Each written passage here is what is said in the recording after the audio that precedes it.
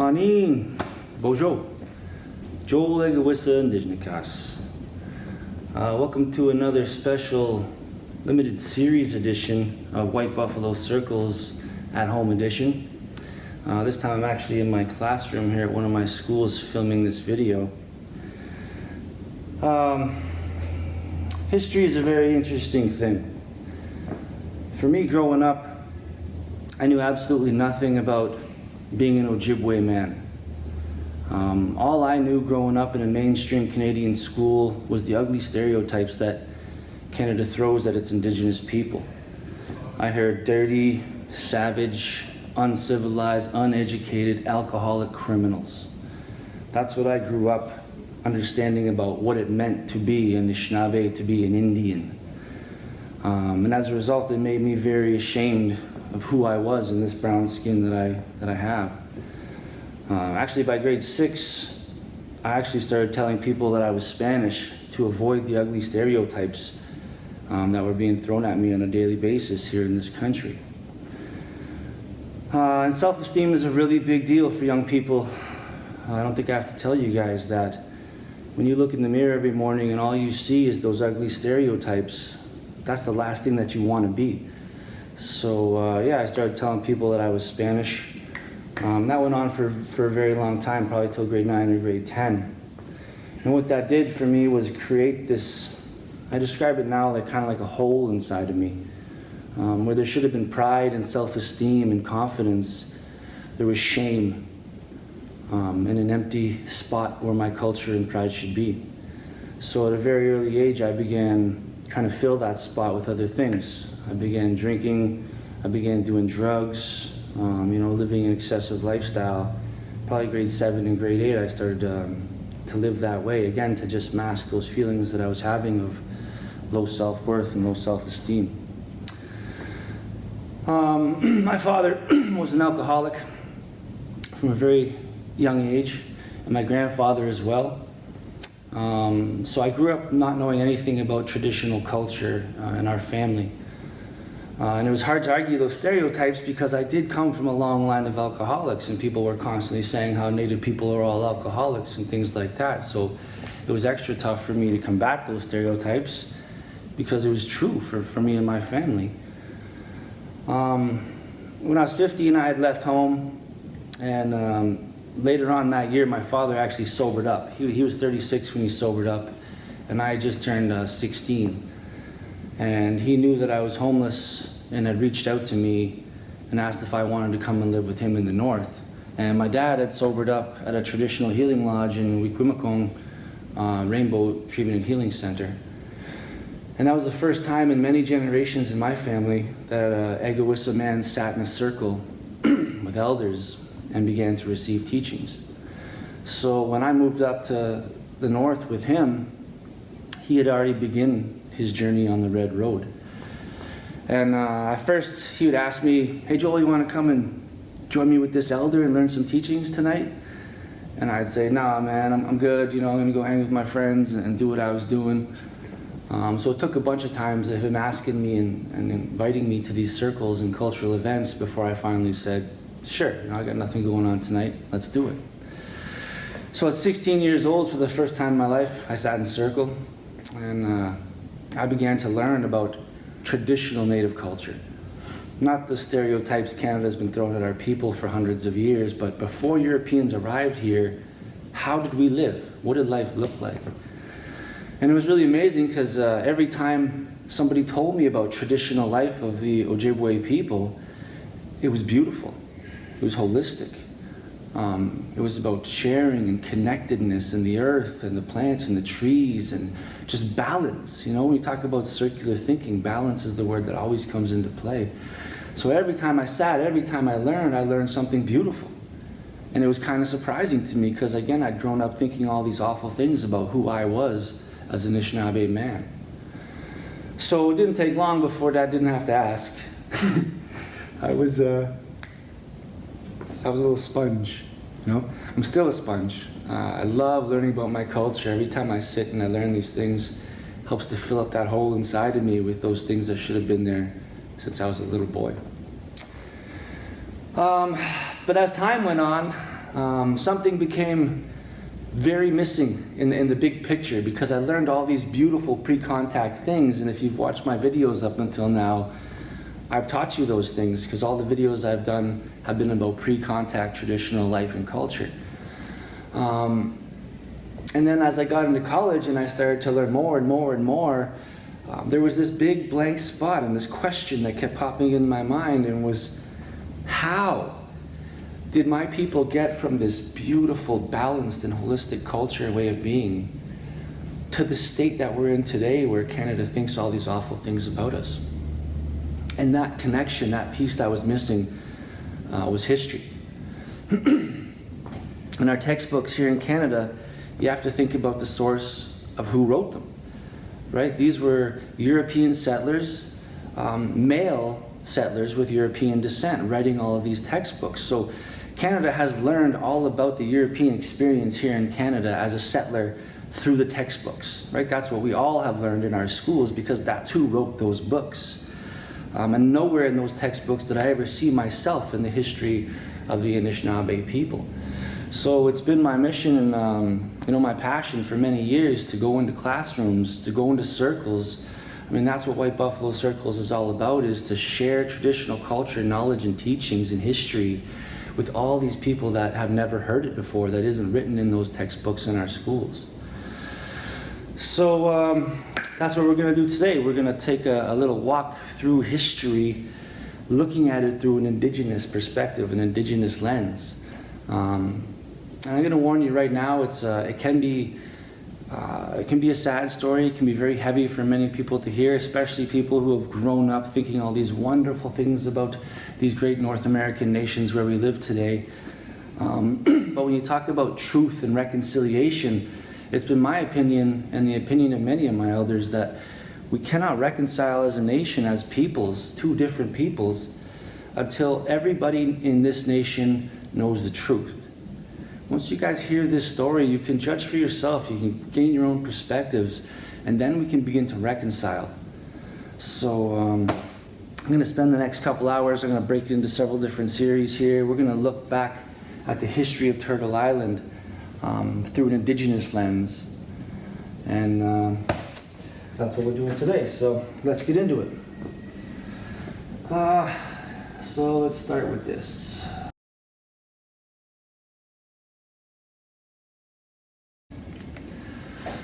Turtle Island, 15,000 years, Turtle Island. A little over 150, Canada, America, and Mexico.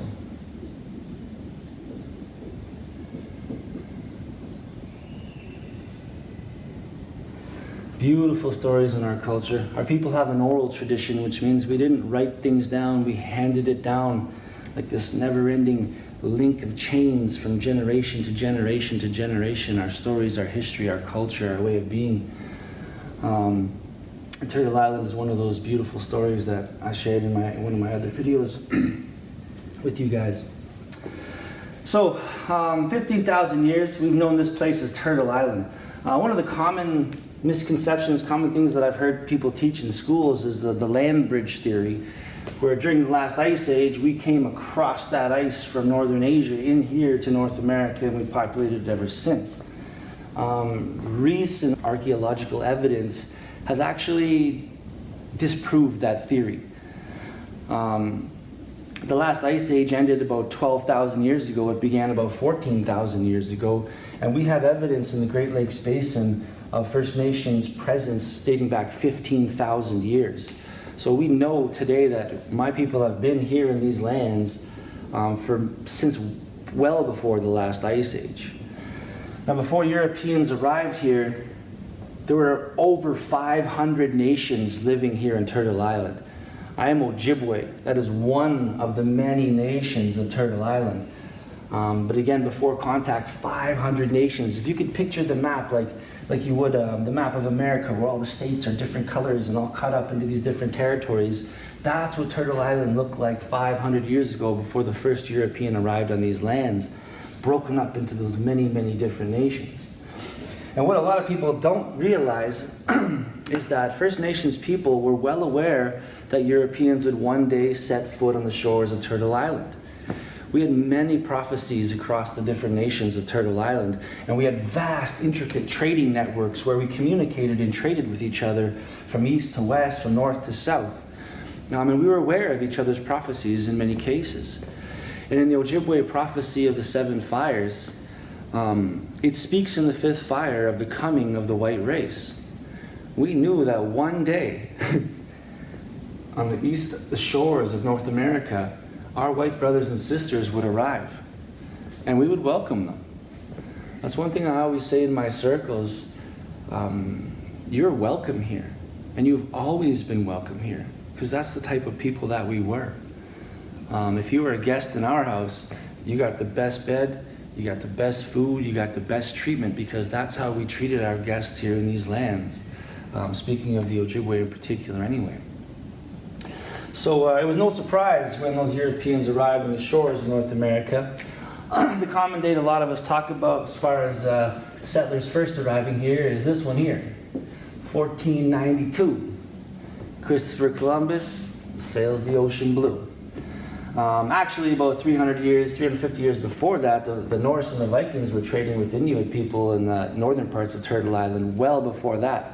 And then when the Crusades began in Europe, that was spanning about 200 or 300 years, the Crusades. All of the resources and energy went to those Holy Lands, and the trading stopped for many hundreds of years before the state that we now talk about as the original settlers coming across the ocean.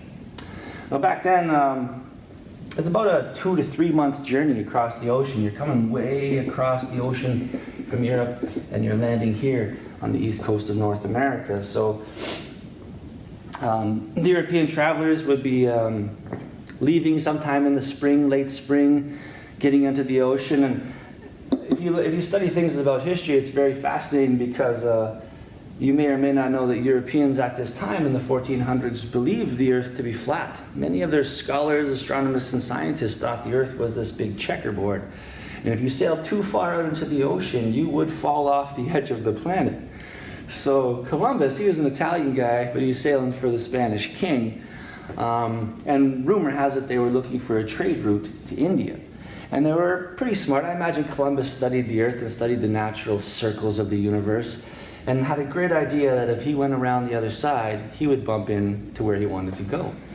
But you had to be pretty brave to sail out to the middle of the Atlantic all those many years ago. Problem is, a 2 or 3 month journey is really hazardous, and a lot of the crew members would die from something called scurvy, which is a lack of vitamins in the body system, vitamin C in particular, that we need to survive.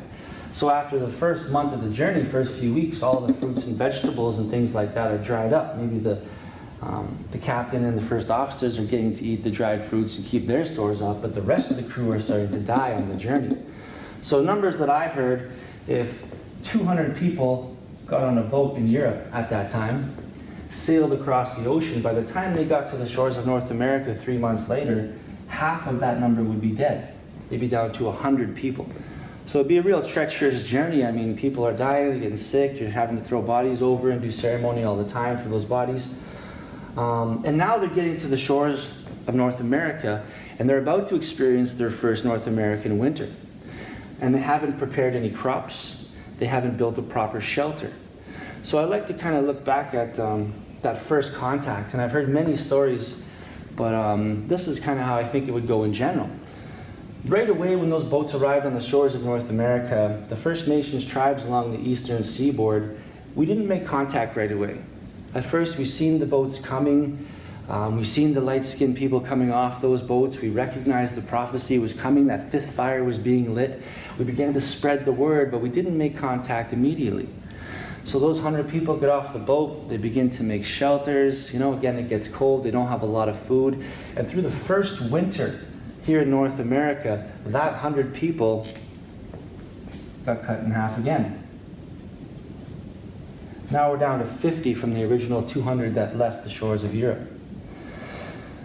And these 50 survived that first winter, and we watched them suffer through that first winter as we spread the word of the arrival of the Europeans. But in the spring, we introduced ourselves. We came out, we greeted our neighbors, our visitors from across the pond. We showed them how to live here in these lands. We introduced to them the three sisters. Many of you might not have heard that term, the three sisters, but the three sisters refers to corn, beans, and squash.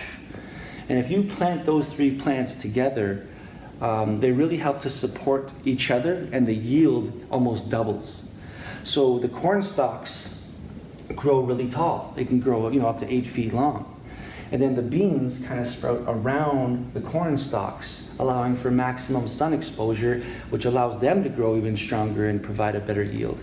And then you plant the squash, and pumpkin is obviously a type of squash, at the root of those two plants, and then the squash supports all three of those root systems together. And when you plant them in that way, the three sisters grow these incredible yields. So we taught them how to hunt for wild turkey. We introduced the three sisters. We began a very kind and friendly relationship. Now, I mentioned 500 nations.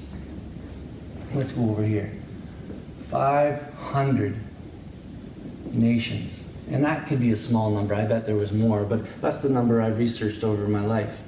And the biggest number I've seen amongst those 500 nations is 100 million people. So across Turtle Island, from the bottom of Mexico to the top of what we now call Canada, 100 million Indigenous people were living here prior to the first Europeans setting foot in these lands, spread across those 500 nations. And again, picture it all chopped up into different territories. So there was a lot of us. And if you want to think of in terms of power, which my people really did not have that way of thinking, we had all the power. There was 100 million of us and a few settlers coming off of those boats. But again, we treated our guests in a very good way. So it was very friendly in those beginning years. We welcomed those brothers and sisters. We knew that they were coming. We sat down after that first year and harvested our crops, and we sat and we feasted. And every year we celebrate that initial relationship, that initial friendship, what we now call Thanksgiving. Often I find in schools that we've kind of forgotten the root of that holiday, but that's what we're talking about, is that first friendly contact where the Europeans and the First Nations people sat down and feasted in the fall. So more and more boats are coming across the ocean. Again, a friendly relationship at the beginning. We talk about treaties a lot in the work that I do in education.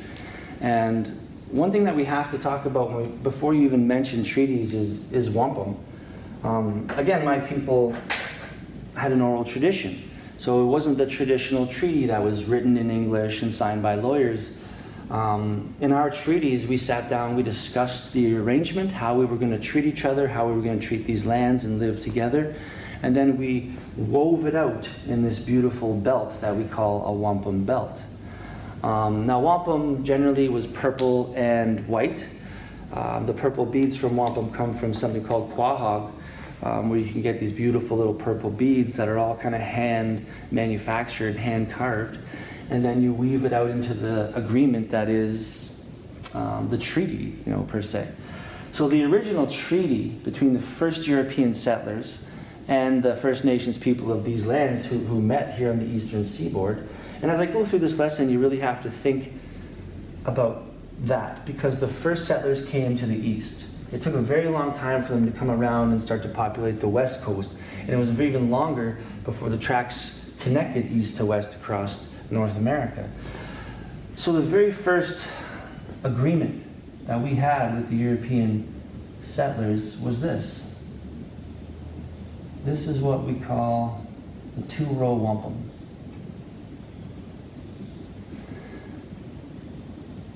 Now basically it's two purple lines down the middle of a white wampum belt. Now, if a wampum was created during war times, and it was a treaty about how we were going to live together post-war, then the background of the wampum would be purple, and the depiction would be white. In this case, this wampum was created in a time of peace, where we just were making an agreement about how we were going to live together with these new visitors from across the ocean. And it's quite simple. Each of the purple rows represents a river. And each of these rivers flows into the future. It's kind of an endless depiction. The agreement was this: the First Nations and our people, we would row down the river in our canoe. And the European settlers, they would row down the river in their boats beside us. And side by side, as brothers and sisters, we would travel down this river into the future together. We would not steer your boat. We would not attempt to steer your boat. And you would not attempt to steer our boat. We were both in charge of our own boats and our own destinies as we traveled together into the future. We would share the resources of these lands together and equally as we traveled beside each other into the future down this river. It's a beautiful concept, and I really wish one day we could get back to that concept. But of course, again, with being 100 million of us and only a few settlers, it was absolutely agreed upon. That sounds great to those guests coming from across the ocean. Let's do that, right? But as time went on, this relationship was forgotten as the power structures shifted. So we'll take a break there, and then we'll come back and we'll kind of get into the 1700s for the next lesson. So I'm up here for now, my friends, and we'll talk again soon.